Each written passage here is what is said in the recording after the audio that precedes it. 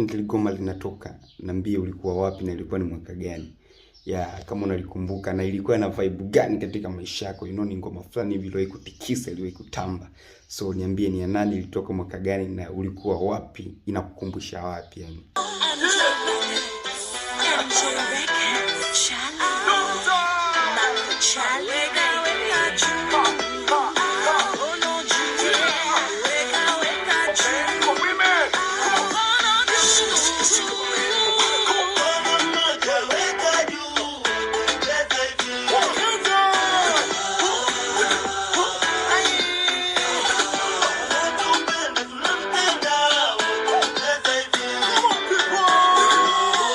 Wewe kama unaikumbuka, inakukumbusha wapi ngoma kama ikipigwa? Ilikuwa ni ngoma fulani hivi kwenye disco na nini pale, ilikuwa inatikisa sana. So inakukumbusha wapi na ni ngoma ya nani? Toa comment.